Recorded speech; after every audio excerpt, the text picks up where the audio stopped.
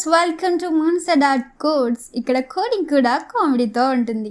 ఈరోజు మన topic water fall model. సాఫ్ట్వేర్లో ఫస్ట్ బెంచ్ స్టూడెంట్ లాంటి మోడల్ చాలా స్ట్రైట్గా ఉంటుంది. సో వాటర్ ఫాల్ మోడల్ అంటే ఏంటి?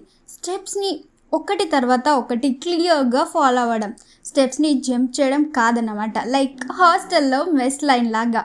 సో ఇందులో ఫస్ట్ ఫేజ్ వచ్చేసి రిక్వైర్మెంట్ గ్యాదరింగ్. క్లయింట్ చెప్పింది నోట్ చేయడం. ఫర్ ఎగ్జాంపుల్, క్లయింట్ నాకు బ్లూ కలర్ డ్రెస్ కావాలి అని చెప్పాడనుకో, అప్పుడు టీమ్ బ్లూ అంటే నేవీ బ్లూవా, స్కై బ్లూవా, ఇంక్ బ్లూవా, లేదంటే ఫేస్బుక్ బ్లూవా, అంతే కదండి. రిక్వైర్మెంట్ గ్యాదరింగ్ అంటే ఆస్ట్రాలజీ కంటే కన్ఫ్యూజన్ ఎక్కువ. So second phase system design. Plan చేయడం, యూఐ ఎలా ఉంటుంది, బ్యాక్ ఎండ్ ఎలా పనిచేయాలి. UI means user interface.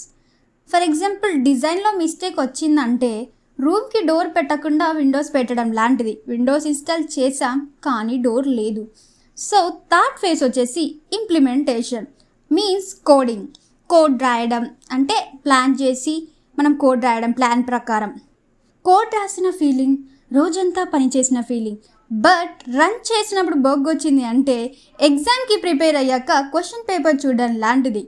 So fourth phase testing. యాప్ని టెస్ట్ చేయడం, బగ్స్ ఉంటే పట్టడం.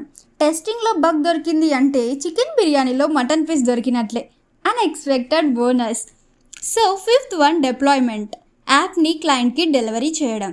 డిప్లాయ్మెంట్ అంటే సింపుల్గా టిఫిన్ ప్రిపేర్ చేసి ఫ్రెండ్కి పంపినట్టే.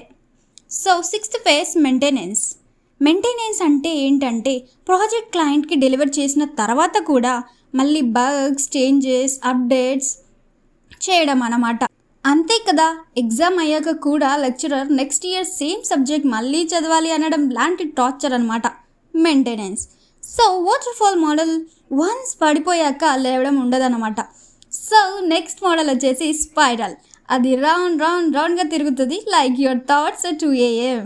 సో నెక్స్ట్ వీడియోలో స్పైరల్ మోడల్తో చక్కగా తిప్పుకుందాం. Until then, like, share, subscribe to Manasa.Code. Thank you.